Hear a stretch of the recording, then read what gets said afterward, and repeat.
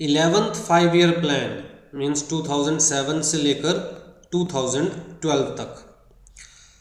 This plan emphasised on inclusive growth, मतलब साथ में लेकर चलेंगे सारी चीज़ों को, to achieve a target growth of 4% per annum in GDP from agriculture and allied services.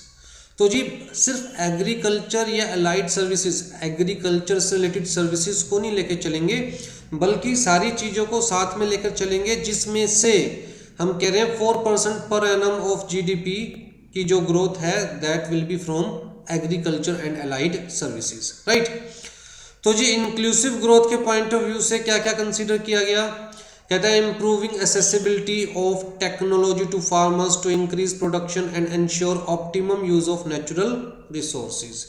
तो बट ऑब्वियस सी बात है, देखिए टेक्नोलॉजी फार्मर्स के पास जितनी अच्छी होगी तो प्रोडक्शन उतनी ज़्यादा होगी, राइट।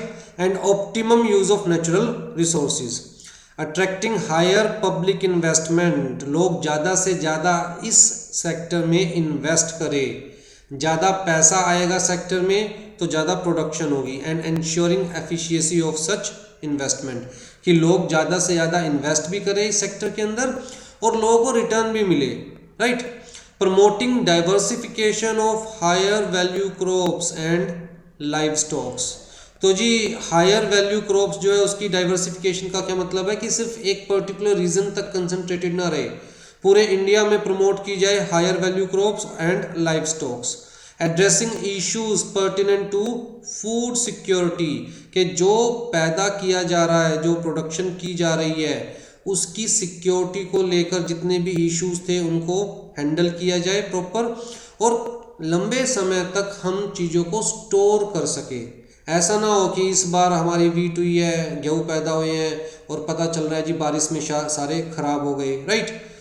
डिसेंट्रलाइजिंग डिसीजन मेकिंग, कि भैया बिल्कुल ग्राउंड जीरो लेवल तक डिसीजन मेकिंग रखनी चाहिए। ऐसा नहीं है ऊपर बैठी हुई जो अथॉरिटीज है सिर्फ वो डिसीजन मेकिंग प्रोसेस हैंडल करेगी, वो चीज़ें जो देखेगी हो सकता है ग्राउंड लेवल तक प्रॉब्लम्स को ना देख पाए, और जो ग्राउंड लेवल पर प्रॉब्लम्स आती है उनको हो सकता है वो हैंडल ना कर पाए। तो इस पॉइंट ऑफ व्यू से जो डिसीजन मेकिंग प्रोसेस है उसको डिसेंट्रलाइज किया गया ताकि कस्टमाइज सॉल्यूशन दिए जा सके लोकल प्रॉब्लम्स के लिए, right. And improve the accessibility of land, credit, skills and scale to the poor.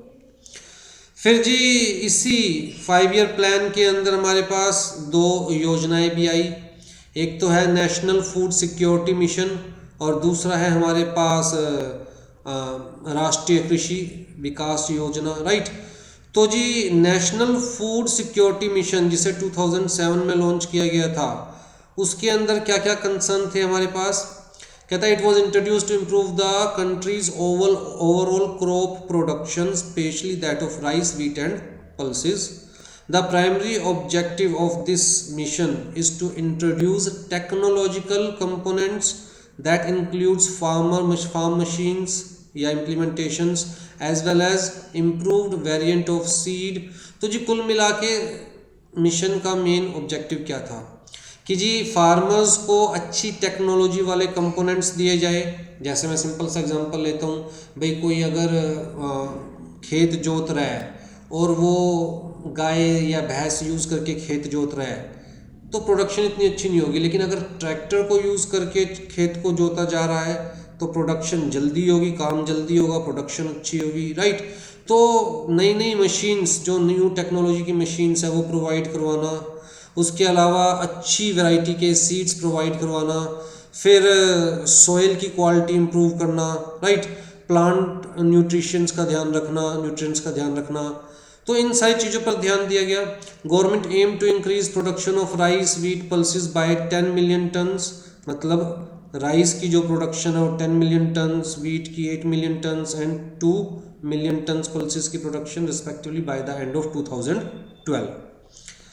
तो जी इन्हीं चीज़ों का अचीव करने के लिए जो भी स्टेप्स लिए गए, कहता है जी ये जो स्कीम है ये पूरे इंडिया में 312 डिस्ट्रिक्ट्स में इम्प्लीमेंट की गई, 17 स्टेट्स के अंदर।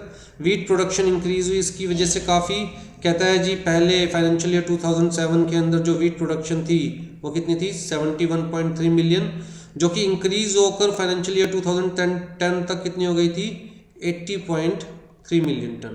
राइस प्रोडक्शन एक बार तो इंक्रीज हुई थी हमारी, इंक्रीज हुई थी 2007 के अंदर 89.4 मिलियन टन्स थी, तो फाइनेंशियल ईयर 2009 के अंदर 99.2 मिलियन टन, लेकिन बाद में फिर थोड़ी डिक्रीज भी हो गई थी, डिक्लाइन भी हो गई थी। फाइनेंशियल ईयर 2010 के अंदर दोबारा से कम हो गई थी 87.6 मिलियन। राइट, पल्सेस की भी इम्प्रूव हुई, ज़्यादा नहीं लेकिन थोड़ी सी इम्प्रूव हुई थी। पहले थी 13.6 मिलियन और वो इंक्रीज होकर 14.7 मिलियन टन हो गई थी। Right, different districts were able to increase the food basket of the country. फिर जी जो ये हमारी राष्ट्रीय कृषि विकास योजना, इसके अंदर काफ़ी फंड्स इन्वेस्ट करे गवर्नमेंट ने। मेन एम क्या था कि जी कृषि का विकास हो, लोग इस तरफ भी इन्वेस्ट करे, सिर्फ बड़ी बड़ी इंडस्ट्रीज़ में, बड़ी बड़ी कंपनीज़ में इन्वेस्ट ना करे, बल्कि एग्रीकल्चरल सेक्टर में भी लोग इन्वेस्ट करे, काम करना शुरू करे। राइट, तो गवर्नमेंट ने भी देखिए अच्छे खासे फंड्स इसके अंदर इन्वेस्ट करे, 25,000 crore rupees to encourage states to increase public investment in the agriculture and allied services. और मेन मोटिव क्या था जी, कहता जी बहुत सारी इसके अंदर स्कीम्स लॉन्च की गई, जैसे कि green revolution in the eastern region, combining development of 60,000 pulses villages, जो कि रेन फेड एरियाज में आते थे, मतलब जहाँ पर रेन ज़्यादा होती है, ऐसे 60,000 विलेजेस जो कि पल्सेस ग्रो करते थे, उनकी development. encouraging the use of palm oil initiative on vegetable clusters, तो ठीक है, सैफरन मिशन हो गया हमारे पास, मतलब सैफरन की प्रोडक्शन इंक्रीज़ करने के लिए कश्मीर वैली में, तो बाकायदा सैफरन मिशन भी इसी योजना का पार्ट था।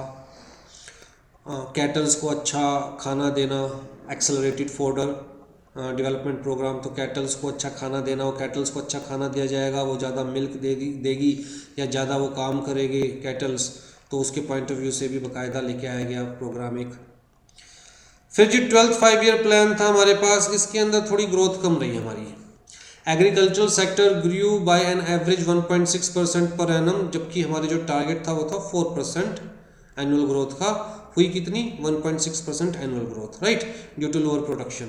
लेकिन यहाँ पर भी गवर्नमेंट ने अच्छे खासे इनिशिएटिव्स लिए, जैसे कि increasing investment in the agricultural sector, right, such as enhanced institutional credit to farmers, promotion of scientific warehousing infrastructure for increasing the shelf life of agriculture produce, setting up of agri-tech infrastructure funds for making farming competitive and profitable, developing commercial organic farming। तो agri tech का मतलब क्या हो गया, agri tech infrastructure fund का मतलब क्या हो गया कि भाई अच्छे से अच्छी टेक्नोलॉजी प्रोवाइड करवाने के लिए, अच्छे से अच्छा इंफ्रास्ट्रक्चर प्रोवाइड करवाने के लिए जो फंड्स अलग से रखे गए, ताकि अच्छी से अच्छी टेक्नोलॉजी यूज़ करके फार्मर्स कम्पिटिटिव और प्रॉफिटेबल वे के अंदर एग्रीकल्चर प्रोडक्ट को प्रोड्यूस करें। ठीक है जी। फिर जी इंडस्ट्रियल पॉलिसीज़ के पॉइंट ऑफ व्यू से हमारे पास सबसे पहली जो इंडस्ट्रियल पॉलिसी आई थी इंडिया के आज़ाद होते ही, इंडस्ट्रियल पॉलिसी रेजोल्यूशन 1948, तो ये फर्स्ट इंडस्ट्रियल पॉलिसी थी हमारी ऑन 6 अप्रैल 1948। ठीक है, इस पॉलिसी के अकॉर्डिंग देखिए इंडिया नया नया आज़ाद हुआ था और एक्चुअल में इंडिया उस वक्त बड़े ही आप कह सकते हैं दुर्लभ कंडीशन में था। लोगों के पास खाने के लिए खाना नहीं था, पहनने के लिए कपड़े नहीं थे, लोगों के सर पर छत नहीं थी। तो एक तरह से पूरे इंडिया को हमें री इंजीनियर करना था। राइट, तो गवर्नमेंट ने ये जो री इंजीनियरिंग वाला प्रोसेस है, पूरे इंडिया की डेवलपमेंट का प्रोसेस है, अपने हाथ में लिया और गवर्नमेंट ने कहा देखिए अब पहले हम एक लेवल तक इंडिया को हम खुद उठाएंगे, बाद में चीज़ें धीरे धीरे प्राइवेट हैंड्स में देना शुरू करेंगे। तो बेसिकली पॉलिसी के अंदर सारी इंडस्ट्रीज़ को 4 कैटेगरीज में डिवाइड किया गया। सबसे पहली कैटेगरी रखी गई स्ट्रेटेजिक इंडस्ट्रीज़, जिसे हम पब्लिक सेक्टर भी बोलेंगे। स्ट्रेटेजिक इंडस्ट्रीज़ का मतलब जिनको स्ट्रेटेजिकली डील किया जाएगा, जो बहुत इम्पोर्टेंट है और जो प्राइवेट हैंड्स में नहीं दी जा सकती। तो जी इन इंडस्ट्रीज़ में एक तो आर्म्स एंड एम्यूनेशंस, एक एटॉमिक एनर्जी, और एक रेल ट्रांसपोर्ट। तो सेंट्रल गवर्नमेंट ने इन इंडस्ट्रीज़ को, इन तीनों इंडस्ट्रीज़ को अपने हाथ में रखा कि भाई इन तीनों इंडस्ट्रीज़ के अंदर private entry is not allowed. ठीक है, गवर्नमेंट खुद से इन इंडस्ट्रीज़ को डेवलप करेगी, इन इंडस्ट्रीज़ के अंदर प्रोडक्शन करेगी और सारा काम जो है, चाहे वो मार्केटिंग का है, चाहे वो प्रोडक्शन का है, चाहे वो सेल का है, सब डिमांड का है, सब गवर्नमेंट ही देखेगी, right. Private entry is not allowed. फिर जी दूसरी जो कैटेगरी थी इंडस्ट्रीज़ की, वो बेसिक या की इंडस्ट्रीज़, जो कि सर्वाइवल के लिए हम कह सकते हैं कि बेसिक है, राइट। तो इसके अंदर हमारे पास 6 इंडस्ट्रीज़ है, जैसे कि coal, iron and steel, aircraft manufacturing, ship building, manufacture of telephone, telegraph and wireless operators and mineral oil. तो 1, 2, 3, 4, 5 एंड 6। ठीक है, इनको की इंडस्ट्रीज़ या बेसिक इंडस्ट्रीज़ का नाम दिया गया। और गवर्नमेंट ने कहा देखिए जो already private entities in industries में काम कर रही है, हम उन्हें बाहर नहीं निकाल रहे, वो काम करती रहे गवर्नमेंट के कंट्रोल में, लेकिन और प्राइवेट एंटिटीज़ को इन इंडस्ट्रीज़ में एंटर करना अलाउड नहीं है, राइट। तो गवर्नमेंट ने उस वक्त कहा, इस पॉलिसी में कहा कि फॉर द टाइम बीइंग हम ही इन 6 इंडस्ट्रीज़ को डेवलप करेंगे और हम ही इनको एंटरटेन करेंगे इंडस्ट्रीज़ को। तो जो एग्जिस्टिंग प्राइवेट सेक्टर एंटरप्राइजेज है वो कंटिन्यू करता रहे, लेकिन नई एंटिटीज़ को एंटर करना अलाउड नहीं है। ठीक है, फिर जी इंपॉर्टेंट इंडस्ट्रीज़, जिसके अंदर हमारे पास 18 इंडस्ट्रीज़ थी, जिन्हें हम कंट्रोल्ड प्राइवेट सेक्टर भी कहते हैं। ये जो की या बेसिक इंडस्ट्रीज़ है, इनको पब्लिक कम प्राइवेट सेक्टर, और ये controlled private sector. Controlled private sector का मतलब, ठीक है, प्राइवेट एंटिटीज़ इन इंडस्ट्रीज़ में एंटर कर सकती है subject to control of the central government.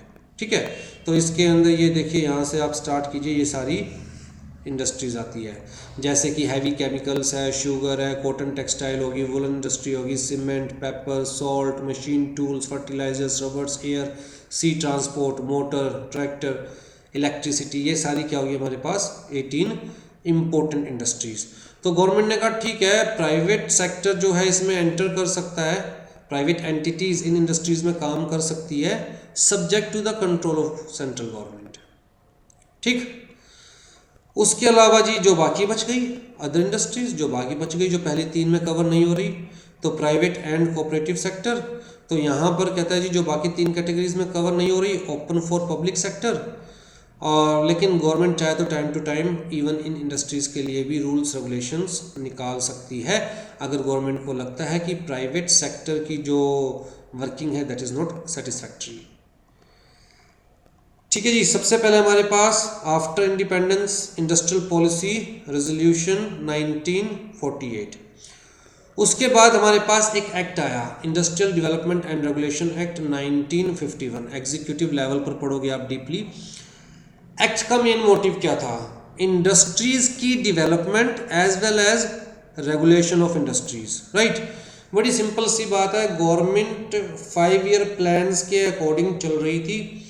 5 year plans के अंदर सिर्फ एग्रीकल्चर की प्रमोशन नहीं थी, हर सेक्टर की प्रमोशन थी, और गवर्नमेंट चाहती थी कि हम चीज़ों को अपने कंट्रोल में लेके चले, और किस 5 ईयर प्लान के अंदर किस सेक्टर को कितना एम्फेसाइज करना है, कितना उसकी इम्पोर्टेंस रखनी है, ये खुद गवर्नमेंट डिसाइड करेगी, right.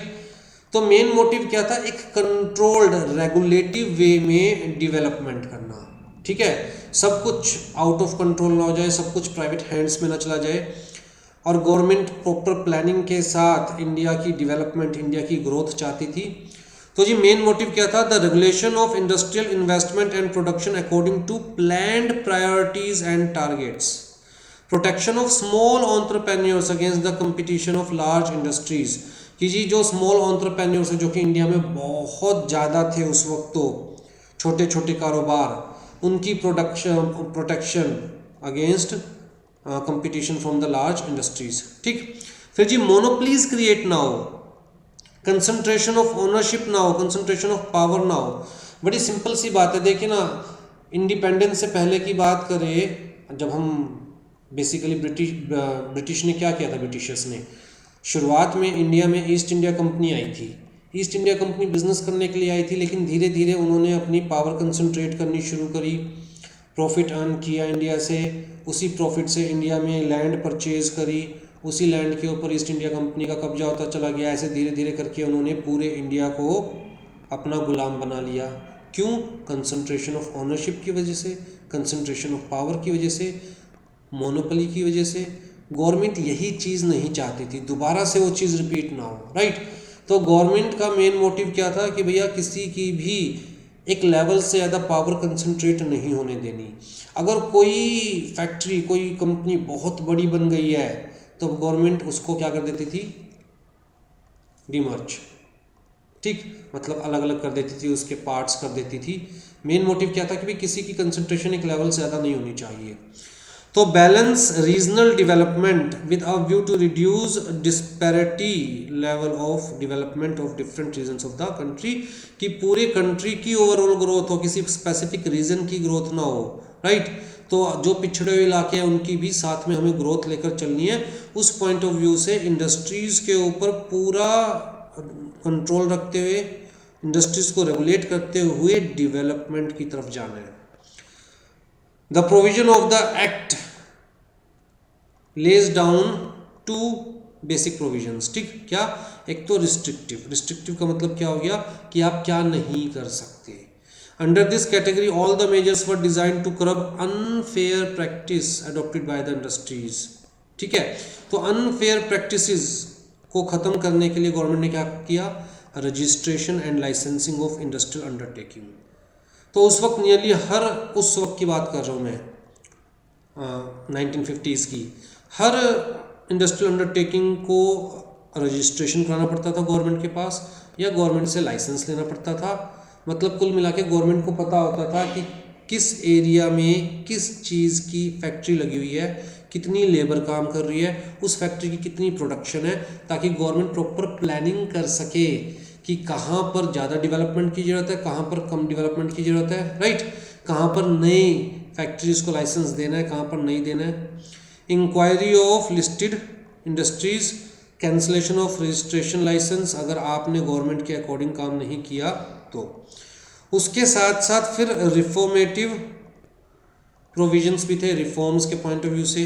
Direct regulation and control by the government, control of price, distribution and supply, constructive measures. जब मार्केट में सामान थोड़ा होता है ना, तो जो मैन्युफैक्चरर्स होते हैं या जो सप्लायर्स होते हैं, जो सेलर्स होते हैं, वो मैन्युपुलेट बड़ा करते हैं मार्केट को, जानबूझ के वो सामान को अपने पास होल्ड कर लेंगे, रोक लेंगे ब्लैक मार्केटिंग करने के लिए। मार्केट में सामान कम होता है तो जानबूझ के हायर प्राइस चार्ज किए जाते हैं लोगों से। तो इस टाइप की अनफेयर प्रैक्टिसेस को ख़त्म करने के लिए स्पेसिफिक प्रोविजंस दे रखे थे इस एक्ट के अंदर। फिर जी उसके बाद जो हमारे पास पुरानी इंडस्ट्रियल पॉलिसी रेजोल्यूशन था, उसको हटाकर न्यू इंडस्ट्रियल पॉलिसी रेजोल्यूशन आया 1956 में, ठीक है। Its thrust on speeding up the pace of industrialisation, particularly heavy industries. Heavy industries का मतलब जैसे कि आयरन इंडस्ट्री हैवी इंडस्ट्री में कंसीडर की जाएगी, बड़े बड़े कारखाने, ठीक। Expansion of public sector and growth of cooperative sector, state to take up responsibility, state का मतलब state government, of setting up new industrial setup and development of transport facilities, prevent private monopolies and concentration of economic process in the hands of few number of individuals।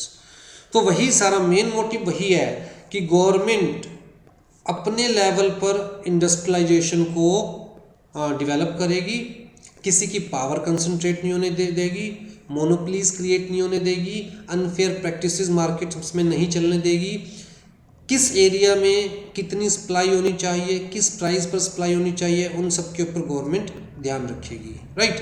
लोगों को fair market price पे सामान मिलना चाहिए, सामान की कमी नहीं होनी चाहिए, सामान ज़रूरत से ज़्यादा भी पैदा नहीं होना चाहिए। तो सब चीज़ दिमाग में रखते हुए गवर्नमेंट उस वक्त इंडिया की ग्रोथ चाहती थी। फिर जी नई इंडस्ट्रियल पॉलिसी आई सीधा 1991 में, लिबरलाइजेशन एंड ग्लोबलाइजेशन को दिमाग में रखते हुए, क्योंकि तब तक इंडिया अपने लेवल पर जो कर सकता था कर चुका था। अब इंडिया को एक चीज़ समझ में आ गई थी कि भैया फॉरेन इन्वेस्टमेंट इज़ नेसेसरी, बाहर से लोग इंडिया में आएंगे, इंडिया में इन्वेस्ट करेंगे, तो इंडिया में न्यू टेक्नोलॉजीज़ आएगी, इंडिया के अंदर न्यू इन्वेस्टमेंट आएगी और इंडिया की डेवलपमेंट को पेस मिलेगा, राइट। तो उसी पॉइंट ऑफ व्यू से न्यू इंडस्ट्रियल पॉलिसी लाई गई जहाँ पर बैरियर्स ओपन कर दिए गए। पहले फॉरेन इन्वेस्टमेंट इंडिया में अलाउड नहीं थी, डरा हुआ था ना इंडिया को लगता था जैसे ईस्ट इंडिया कंपनी इंडिया में आकर इंडिया के ऊपर राज कर गई थी, इसी तरह कोई और बाहर से इंडिया में आएगा, इंडिया के अंदर ट्रेड करेगा, कहीं दोबारा से पावर कंसंट्रेट करके इंडिया को अपना गुलाम ना बना ले। तो 1990 तक तो इंडिया डरी हुई थी, लेकिन 1991 में जो हमारे फाइनेंस मिनिस्टर थे मनमोहन सिंह जी, उन्होंने कहा भैया ऐसे तो हम लोग एक तरह से कुएं में ही रह जाएंगे, बाहर के लोगों को इंडिया में आने दो, इंडिया के लोगों को बाहर जाने दो, बाहर की इन्वेस्टमेंट इंडिया में आने दो, बाहर की टेक्नोलॉजी इंडिया में आने दो, बाहर से लोग इंडिया में आएंगे, बिजनेस लेकर आएंगे, पैसा लेकर आएंगे, एम्प्लॉयमेंट जनरेट होगी, लिविंग स्टैंडर्ड इंक्रीज होगा, राइट। तो उसी पॉइंट ऑफ व्यू से बहुत सारे बैरियर्स खोल दिए गए। जो इंडस्ट्रियल डेवलपमेंट रेगुलेशन एक्ट में लाइसेंसिंग रजिस्ट्रेशन की रिक्वायरमेंट थी वो ख़त्म कर दी गई बहुत सारी इंडस्ट्रीज़ के ऊपर, प्राइवेट सेक्टर्स के हाथ में दे दी गई बहुत सारी इंडस्ट्रीज़ जो पहले सिर्फ गवर्नमेंट के हाथ में थी, right. Concentration of in field of operations for public sector. अच्छा, डिसमेंटलिंग द ऑफ कंट्रोल, मतलब कंट्रोल्स को ख़त्म कर दिया गया ज़्यादातर, अब फ्रीली काम कर सकते थे लोग। हाँ जी, डिस्पर्सिंग लाइसेंस और इंडस्ट्रीज़, तो policy to shift industries away from big cities to rural and backward areas, तो ऐसी पॉलिसीज़ लाई गई कि जो इंडस्ट्रीज़ पहले सिर्फ बड़े बड़े शहरों में थी कि भैया आप इंडस्ट्रीज़ को गांव में इस्टेब्लिश करो, आप बैकवर्ड एरिया में इस्टेब्लिश करो, आपको टैक्स हॉलीडेज़ दिया जाएगा, 5 साल तक टैक्स देने की ज़रूरत नहीं है, राइट। आपको सब्सिडीज़ दी जाएगी, आपको इलेक्ट्रिसिटी कम रेट पर दी जाएगी। लोगों को मोटिवेट किया गया कि लोग पिछड़े इलाकों में बड़ी बड़ी फैक्ट्रीज़ लगाए ताकि पिछड़े इलाकों की भी डेवलपमेंट हो, बैकवर्ड एरियाज़ की भी डेवलपमेंट हो। Incentives were brought to attract, incentives मैं आपको बता ही चुका हूँ, जैसे कि सब्सिडीज़ दी जाएगी, इलेक्ट्रिसिटी सस्ते दामों पर दी जाएगी, राइट। तो ऐसे ऐसे वो लाए गए ताकि लोग विलेजेस में बैकवर्ड रीजन्स के अंदर इंडस्ट्रीज़ लगाए। हाँ जी, favoured agro based industries near the farming areas, तो जितने भी फार्मिंग एरियाज़ थे जहाँ खेती बाड़ी होती थी उनके पास में एग्रो बेस्ड इंडस्ट्रीज़ को फेवर किया गया कि भैया आप अगर एग्रो बेस्ड इंडस्ट्रीज़ का मतलब क्या हो गया, जैसे गन्ने की इंडस्ट्री होगी, जैसे बिस्किट बनाने की इंडस्ट्री होगी, फैक्ट्री होगी, कि आप फार्मिंग खेती बाड़ी वाली जगह के पास भी अपनी इंडस्ट्रीज़ लगाइए ताकि पास से ही आपको रॉ मटेरियल मिल जाए और दोनों का काम चले, भाई जो खेती बाड़ी कर रहे हैं उनका भी माल बिके और आपको भी रॉ मटेरियल मिल जाए, राइट। तो बहुत सारी ऐसी पॉलिसीज़ लाई गई। Limiting role of public sector का रोल लिमिट किया गया, गवर्नमेंट का रोल लिमिट किया गया और सिर्फ कुछ इंपॉर्टेंट एरियाज़ ही गवर्नमेंट के कंट्रोल में रह गए, बाकी सब प्राइवेट हैंड्स में दे दिया गया। लिबरलाइजेशन ऑफ फॉरेन इन्वेस्टमेंट, बाहर से इन्वेस्टमेंट अलाउड की गई कि बाहर का बंदा इंडिया में आके इन्वेस्ट कर सकता है। मतलब शुरुआत में तो कुछ लेवल तक की अलाउड की गई थी, अप टू 50%, लेकिन आज की डेट में तो 100% अलाउड है, right. Foreign investment in export promotion activities, तो इंपोर्ट को, एक्सपोर्ट को, सारी चीज़ों को, मतलब क्रॉस बॉर्डर ट्रांजैक्शंस को एनकरेज किया गया। Foreign technology has been made easy by allowing automatic approvals, भी बाहर से लोग इंडिया में आके इन्वेस्ट करेंगे, फैक्ट्रीज लगाएंगे, तो बाहर की टेक्नोलॉजी भी तो इंडिया में लेके आएंगे, जिसकी वजह से टेक्नोलॉजिकल एडवांसमेंट भी तो होगी इंडिया की। Promotion of small scale industries, तो स्मॉल स्केल इंडस्ट्रीज़ का स्पेसिफिक ध्यान रखा गया। जो छोटे हमारे पास कारखाने हैं, छोटे काम करने वाले लोग हैं, भाई उनका भी ध्यान रखा गया कि उनकी रोजी रोटी ना मरे, या फिर जो बड़ी इंडस्ट्रीज़ है उनके कंपटीशन की वजह से ये लोग ख़त्म ना हो जाए, तो इस चीज़ का ध्यान रखा गया। इनको प्रॉपर क्रेडिट दिया गया इनकी नेसेसिटी के अकॉर्डिंग, राइट। इनको टेक्नोलॉजिकल अपग्रेडेशन के लिए प्रमोट किया गया, नई नई इनके लिए मशीन्स वगैरह अवेल करवाने की कोशिश की गई। लिमिटेड लाइबिलिटी पार्टनरशिप का कंसेप्ट अलाउड किया गया, राइट। हाँ जी, डोमेस्टिक रेगुलेटरी रिफॉर्म्स किए गए। Reduce the number of reserve industries, वो हम ऊपर पढ़ चुके हैं। एबोलिशन ऑफ इंडस्ट्रियल लाइसेंसिंग, ये चीज़ भी हम पढ़ चुके हैं। एक्सेप्ट इन सर्टेन केसेस, आ जाओ जी, बैलेंस ऑफ पेमेंट। तो ये बेसिकली चैप्टर के अंदर बताया गया तीनों टाइप के सेक्टर्स के बारे में, एग्रीकल्चरल सेक्टर के बारे में, जिसमें ये बताया गया कि भैया इंडिया का क्या करंट स्टेटस है, इंडिया ने क्या क्या मेजर इनिशिएटिव्स लिए हैं प्रमोट करने के लिए इस सेक्टर को। सेम चीज़ सेकेंडरी मैन्युफैक्चरिंग सेक्टर कह सकते हैं, सेम चीज़ सर्विस सेक्टर के बारे में बताई गई। उसके अलावा फिर पूरा जब से इंडिया आज़ाद हुआ तब से लेके आज तक की सारी एग्रीकल्चरल पॉलिसीज़ क्या रही इंडिया की, इंडस्ट्रियल पॉलिसीज़ क्या रही इंडिया की, उन सब के बारे में बताया गया, राइट। अब ये जी last part of the chapter है जिसके अंदर बताया जा रहा है थोड़ा सा फॉरेन करेंसी के बारे में, बैलेंस ऑफ पेमेंट के बारे में, फॉरेन इन्वेस्टमेंट के बारे में, एफडीआई के बारे में, एफआईआई के बारे में, एफपीआई के बारे में, ठीक है। तो ध्यान से सुनिएगा, बहुत इंपॉर्टेंट पार्ट है बैलेंस ऑफ पेमेंट्स। अब बैलेंस ऑफ पेमेंट्स का मतलब क्या है, बड़ी सिंपल सी लैंग्वेज में अगर हम समझे तो जी इंडिया से जो एक्सपोर्ट होता है, अगर कुछ भी एक्सपोर्ट होगा तो इंडिया को क्या मिलेगा, फॉरेन एक्सचेंज। मैं सिर्फ फॉरेन करेंसी वर्ड नहीं यूज करूं, फॉरेन एक्सचेंज। और इंडिया में कुछ भी इंपोर्ट होगा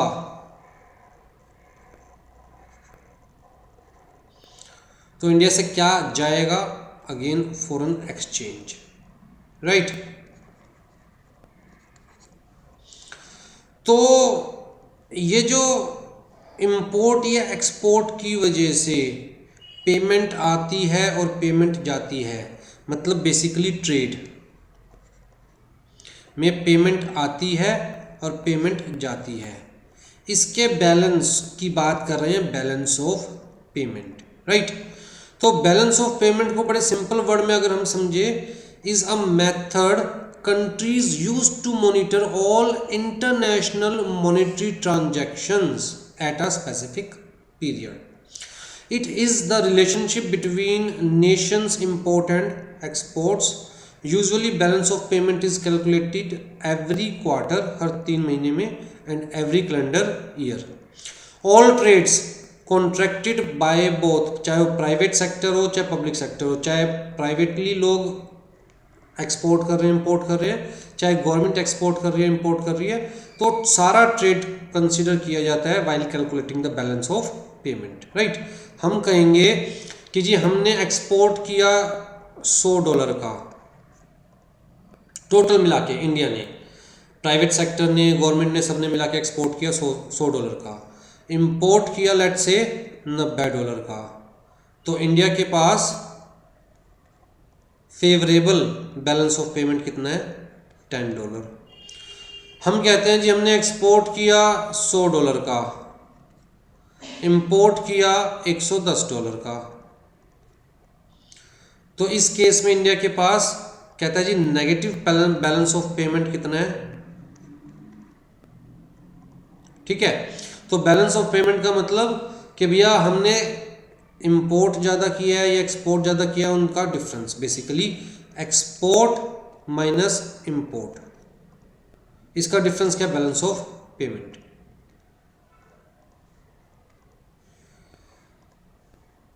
कहता है थ्योरेटिकली तो जीरो होना चाहिए बैलेंस ऑफ पेमेंट, थ्योरेटिकली तो जितना इंपोर्ट करो उतना एक्सपोर्ट करो, तभी सब कंट्रीज का इक्वल रहेगा, राइट। अदरवाइज मान के चलिए अगर मैं कहूँ कि हमने वर्ल्ड को छोड़ दीजिए, हमने यूएसए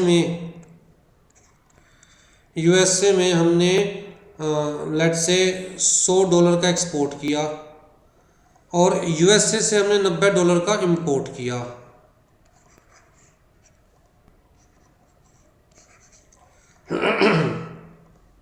ठीक है। तो हम तो कह रहे हैं जी हमारा बैलेंस ऑफ पेमेंट क्या है, +$10, यूएसए का बैलेंस ऑफ पेमेंट क्या होगा, -$10, नेट इफेक्ट क्या होगा, अगर नेट इफेक्ट देखें तो क्या होगा, 0, राइट। लेकिन अगर इंडिया के पॉइंट ऑफ व्यू से देखें तो इंडिया फेवरेबल है बैलेंस ऑफ पेमेंट, मतलब +$10, और यूएसए का नेगेटिव में है, अनफेवरेबल है, मतलब -$10, राइट। तो कायदे से ऐसा नहीं होना चाहिए, थियोरेटिकली तो हर कंट्री का बैलेंस ऑफ पेमेंट क्या होना चाहिए, 0। भाई हर कंट्री जितना इंपोर्ट कर रहा है उतना ही एक्सपोर्ट करे, तो हर कंट्री अगर इंटरनली बात करूं तो उतना ही उसके पास रहेगा जितना पहले था। लेकिन अगर जीरो नहीं है बैलेंस ऑफ पेमेंट, जितना एक्सपोर्ट कर रहे हैं उससे ज़्यादा इंपोर्ट कर रहे हैं या जितना एक्सपोर्ट कर रहे हैं उससे कम इंपोर्ट कर रहे हैं, तो किसी ना किसी कंट्री का नेगेटिव हो जाएगा, किसी ना किसी कंट्री का पॉजिटिव हो जाएगा, और बेसिकली हम कहेंगे कि भैया बैलेंस इज़ नॉट मेंटेन्ड। ठीक है, अगर कंट्री के लेवल पर देखें तो बैलेंस इज़ नॉट मेंटेन्ड। कहता है थियोरेटिकली तो हमारा जीरो होना चाहिए, लेकिन ये कभी भी एज सच पॉसिबल नहीं हो पाता। Thus, balance of payment can tell the observer if the country has deficit or surplus, and from which part of the economy the discrepancies are stemming. Right? तो basically deficit का मतलब हम ज़्यादा import कर रहे हैं, कम export कर रहे हैं।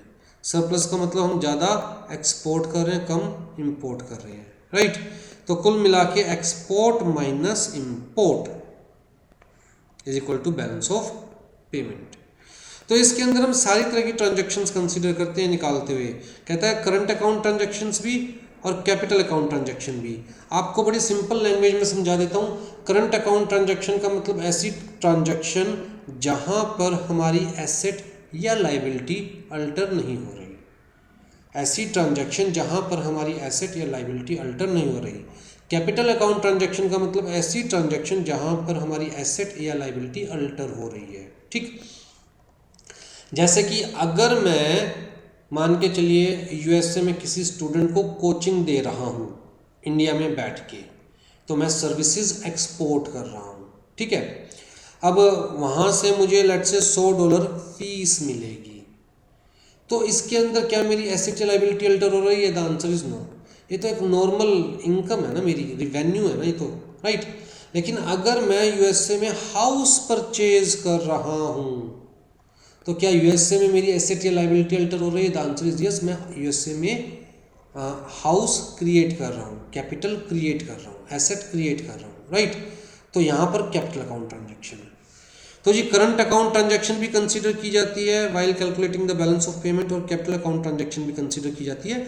इवन जो हमारा रिजर्व बैंक है आरबीआई, उसका जो बैलेंस है फॉरेन एक्सचेंज का बैलेंस, उसे भी कंसीडर किया जाता है कि वो कम हुआ है या ज़्यादा हुआ है। ठीक है जी। तो सिर्फ ऐसा नहीं है कि भाई ट्रेड से रिलेटेड ही ट्रांजैक्शंस कंसीडर की जाती है, इवन कैपिटल अकाउंट ट्रांजैक्शन भी कंसीडर की जाती है। एक एग्जांपल मैंने आपको दिया कि बाहर मैं घर परचेज कर रहा हूँ या बाहर मैं कंपनी ओपन कर रहा हूँ, तो मतलब बाकायदा मैं वहाँ पर अपनी एसेट क्रिएट कर रहा हूँ। तो जो मैं ट्रांजैक्शन कर रहा हूँ, पैसे जा रहे हैं या पैसे आ रहे हैं, घर परचेज करने के लिए पैसे जा रहे हैं, तो वो भी कंसीडर किया जाएगा while calculating balance of payment, right. तो सिर्फ इंपोर्ट और एक्सपोर्ट की बात नहीं कर रहे हम, बेसिकली इसके अंदर कैपिटल अकाउंट ट्रांजैक्शन भी कंसीडर करते हैं। तो जैसे एक छोटा सा यहाँ पर दिया हुआ है फॉर्मेट कि जी करंट अकाउंट के अंदर गुड्स आ रहे हैं जा रहे हैं, सर्विसेज आ रही है जा रही है, primary income secondary income. Primary income का मतलब जहाँ एक्टिवली हम लोग इन्वॉल्व है ऐसी इनकम, जैसे कि बाहर अगर मैं लेट से 2 महीने के लिए मेरी कंपनी मुझे बाहर जॉब करने भेज देती है, मैं वहाँ पर सैलरी जनरेट करता हूँ, पैसे लेके इंडिया में आता हूँ, तो इंडिया में फॉरेन एक्सचेंज आया ना, राइट। तो ये प्राइमरी इनकम। सेकेंडरी इनकम का मतलब मैंने बाहर किसी को उधार दिया, वहाँ पर मेरा इंटरेस्ट जनरेट हो रहा है, तो वो इंटरेस्ट इंडिया में मुझे मिलेगा, तो मेरे पास वो कौन सी इनकम है? Secondary income, right. लेकिन इंटरेस्ट किस में मिलेगा मुझे? डॉलर में। अगर यूएसए में किसी को मैं उधार दूंगा तो इंटरेस्ट किस में मिलेगा? डॉलर में मिलेगा, राइट। तो सेकेंडरी इनकम का मतलब जहाँ जिस इनकम की क्रिएशन में हम लोग एक्टिवली इन्वॉल्व नहीं होते, और प्राइमरी इनकम का मतलब जिस इनकम की क्रिएशन में हम लोग एक्टिवली इन्वॉल्व होते हैं। ठीक। Capital account and financial account transaction भी कंसीडर की जाती है, इंक्लूडिंग आरबीआई के जो रिजर्व में चेंज हो रहा है, इंक्रीज या डिक्रीज, इवन वो भी कंसीडर किया जाता है। ठीक है। फेवरेबल का मतलब आपको समझ में आ गया, अनफेवरेबल का मतलब आपको समझ में आ गया। आज है जी फॉरेन इन्वेस्टमेंट्स के बारे में थोड़ी सी डिटेल में दे रखा है, ध्यान से देखिएगा। 3 तरह की फॉरेन इन्वेस्टमेंट बता रखी है, foreign direct investment, foreign portfolio investment, foreign institutional investment. ठीक है जी। अब अगर फॉरेन इन्वेस्टमेंट का मतलब कि बाहर से कोई इंडिया में इन्वेस्ट कर रहा है, तो उस इन्वेस्टमेंट को बोला जाएगा फॉरेन इन्वेस्टमेंट। फॉरेन से कोई इंडिया में इन्वेस्ट कर रहा है तो उस इन्वेस्टमेंट को बोला जाएगा फॉरेन इन्वेस्टमेंट। अब जी फॉरेन इन्वेस्टमेंट जो है मतलब बाहर से कोई इंडिया में दो पर्पज से इन्वेस्ट कर सकता है। एक तो मतलब दो तरह से इन्वेस्ट कर सकता है, एक तो इक्विटी फॉर्म में, एक डेट के फॉर्म में। अगर बाहर से कोई इंडिया में डेट के फॉर्म में इन्वेस्ट कर रहा है मतलब किसी इंडियन को उधार दे रहा है, कोई फॉरेनर किसी इंडियन को उधार दे रहा है, तो उसको हम बोलते हैं एक्सटर्नल कमर्शियल बोरोइंग। वर्ड को याद रखिएगा, एक्सटर्नल कमर्शियल बोरोइंग। चाहे वो उधार किसी भी फॉर्म में हो, कोई फर्क नहीं पड़ता, सब एक ही कैटेगरी में कंसिडर किए जाएंगे, एक्सटर्नल कमर्शियल बोरोइंग। अब कोई फॉरेनर इंडिया में इक्विटी का मतलब कैपिटल के फॉर्म में इन्वेस्ट कर रहा है, तो जी यहां पर हमारे पास पॉसिबल है कि कोई इंडिविजुअल इन्वेस्ट कर रहा है, ठीक है, कोई एंटिटी इन्वेस्ट कर रही है, या कोई इंस्टीट्यूशन इन्वेस्ट कर रहा है, कोई ऐसा इंस्टीट्यूशन जिसका काम ही इन्वेस्ट करना है, ठीक है, तो इन्वेस्टमेंट इंस्टीट्यूशन कह सकते हैं हम इसे। जैसे कि foreign mutual fund,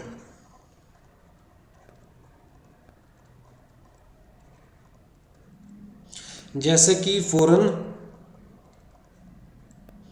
venture capital, जैसे कि फॉरेन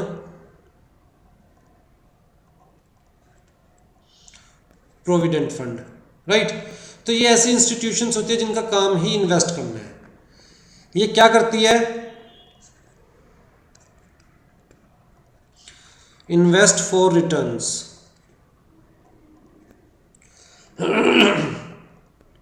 इनकी इंटेंशन इन्वेस्ट करके ओनरशिप एक्वायर करना नहीं होती,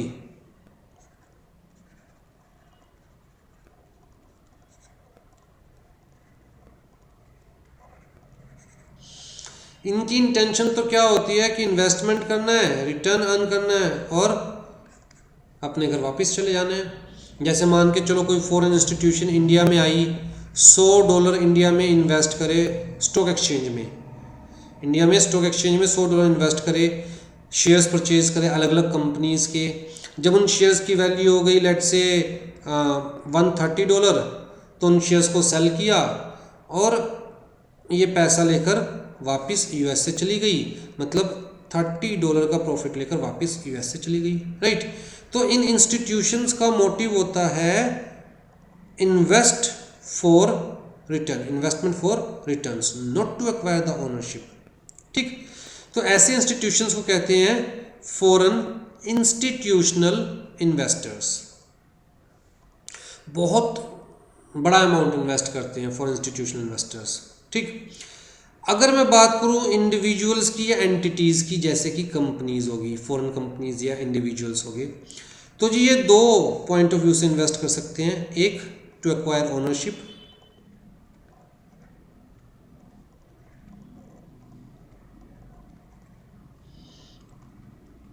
इन द इंडियन कंसर्न,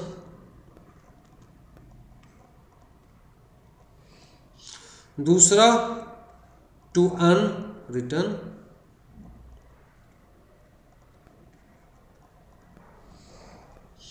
अब जैसे मान के चलिए मैं रिलायंस में 1 लाख रुपए के शेयर्स परचेज कर लेता हूँ, तो मेरी इंटेंशन कोई रिलायंस में ओनरशिप एक्वायर करने की थोड़ी ना है, रिलायंस पे कब्जा करने की थोड़ी ना है।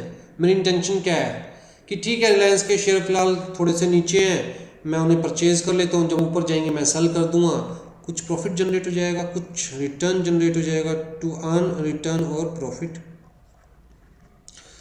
जब कोई भी फॉरेन इंडिविजुअल या एंटिटी इंडिया में इन्वेस्ट करती है टू अर्न रिटर्न या प्रॉफिट, तो किसी स्पेसिफिक कंपनी में, किसी स्पेसिफिक वेंचर में इन्वेस्ट नहीं करती,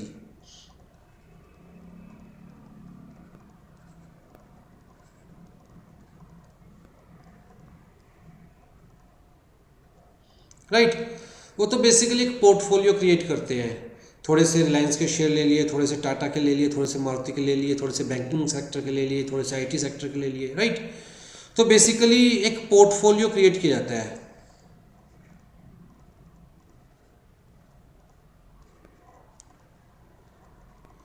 तो ऐसे इन्वेस्टर्स जो कि जिनकी इंटेंशन नहीं है ओनरशिप एक्वायर करने की, जो सिर्फ प्रॉफिट या रिटर्न के पॉइंट ऑफ व्यू से इन्वेस्टमेंट करते हैं, किसी स्पेसिफिक कंपनी या वेंचर के पीछे नहीं पड़ जाते इन्वेस्टमेंट करने में, बल्कि प्रॉफिट क्रिएशन मेन मोटिव रहता है, मतलब पोर्टफोलियो क्रिएशन, ऐसे इन्वेस्टर्स को हम बोलते हैं पोर्टफोलियो इन्वेस्टमेंट। ऐसे इन्वेस्टमेंट को क्या बोलते हैं?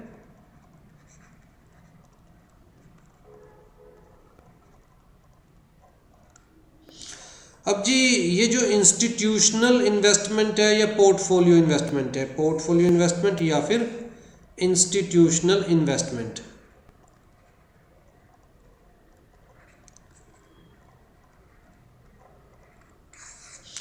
कहता है दोनों में ही इंडिया को कोई खतरा नहीं है, बल्कि इंडिया को बेनिफिट यह है कि बाहर से इंडिया में फॉरेन एक्सचेंज आती है, फॉरेन करेंसी आती है और इंडिया के पास फॉरेन रिजर्व्स इंक्रीज होते हैं। दोनों में ही इंडिया को फ़ायदा है, कोई खतरा नहीं है। क्यों? क्योंकि दोनों ही केस में no acquisition of ownership,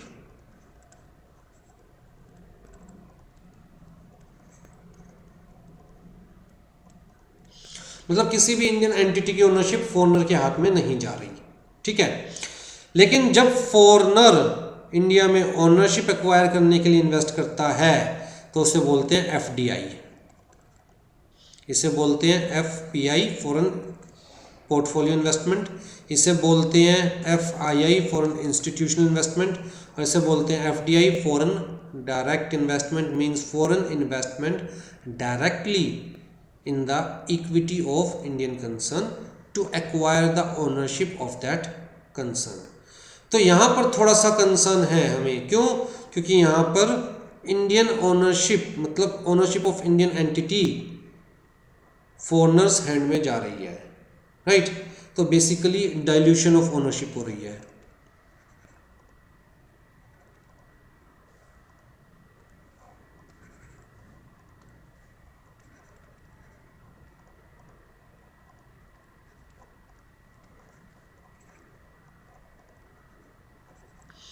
basically dilution of ownership हो रही है, ओनरशिप फॉरेन हैंड्स में जा रही है, राइट। तो इस टाइप की जो ओनरशिप होती है उसको हम बोलते हैं, इस टाइप की जो इन्वेस्टमेंट, फॉरेन डायरेक्ट इन्वेस्टमेंट, ठीक है। अब जी एफडीआई के केस में गवर्नमेंट ने कुछ सेक्टर्स में कैप लगा रखे हैं जिन्हें हम बोलते हैं सेक्टरल कैप। कैप का मतलब क्या है कि भैया आप जैसे अगर मैं बात करूं लेट से रियल स्टेट, रियल स्टेट के अंदर कितनी एफडीआई अलाउड है, मतलब फॉरेनर की कितनी ओनरशिप अलाउड है। हो सकता है 100% अलाउड हो, तुम कहेंगे 100% एफडीआई अलाउड है। हो सकता है 50% अलाउड हो, तुम कहेंगे कि भैया किसी भी रियल स्टेट की कंपनी में फॉरेनर सिर्फ 50% शेयर्स एक्वायर कर सकता है, बाकी 50% तो इंडियन के पास ही होने चाहिए शेयर्स कंपनी के। तो 50% से ज़्यादा foreign investment is not allowed company में, ठीक है। तो सेक्टरल कैप्स भी होते हैं और अप्रूवल्स भी होती है। किसी पर्टिकुलर बिजनेस के लिए, सेक्टर के लिए कहता है जी ऑटोमेटिक भी हो सकती है अप्रूवल। ऑटोमेटिक का मतलब कि अप्रूवल लेने की रिक्वायरमेंट नहीं है, बस आप आरबीआई को इन्फॉर्म कर दीजिए, राइट। और अप्रूवल रूट भी हो सकता है गवर्नमेंट अप्रूवल, या हो सकता है सिर्फ आरबीआई अप्रूवल। मतलब कुछ ऐसे सेक्टर्स हो सकते हैं, कुछ ऐसे बिजनेसेस हो सकते हैं जहां पर विदाउट गवर्नमेंट अप्रूवल आप एफडीआई पॉसिबल नहीं है, जहां पर right foreign direct investment possible नहीं है।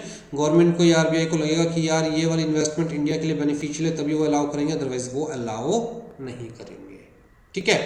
तो ये सिर्फ सेक्टर या बिजनेस पे डिपेंड नहीं करता, इवन कंट्री पे भी डिपेंड करता है कि कौन सी कंट्री का सिटीजन इंडिया में इन्वेस्ट कर रहा है in the form of FDI, इस पर भी डिपेंड करता है। पाकिस्तान का कोई सिटीजन इंडिया में इन्वेस्ट कर रहा है in the form of FDI, तो इसका मतलब उसके पास इंडियन एंटिटी की ओनरशिप चली जाएगी, तो हो सकता है गवर्नमेंट उस चीज़ को अलाउ ना करे, राइट। आ जाइए जी। तो foreign direct investment means directly in the equity of Indian entity with the intention of acquiring, controlling, ownership in business. Portfolio investment का मतलब investment with the intention to earn return rather than to acquire the ownership. Institutional investment का मतलब जो foreign institutional investors होते हैं वो India में invest कर रहे हैं to earn the return, right. तो basically they must be registered with the SEBI, securities exchange board of India.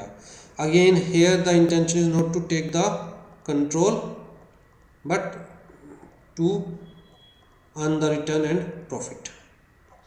तो इनके बीच में डिफरेंसेस दे रखे हैं, ये सारे डिफरेंसेस मैं आपको बहुत अच्छे से समझा चुका हूँ, एक बार गो थ्रू कीजिएगा, राइट। कोई प्रॉब्लम हो तो मुझसे पूछ लीजिएगा। चलिए जी, ये आपका चैप्टर नंबर 5 कंप्लीट। मेनली समझने वाली चीज़ तो देखिए यहीं से थी, यहाँ से। बाकी जो ऊपर का है वो तो सारा रट्टा मारने वाला ही पोर्शन है, एज इट इज़ रट्टा मारिए जी। चलिए, टेक केयर।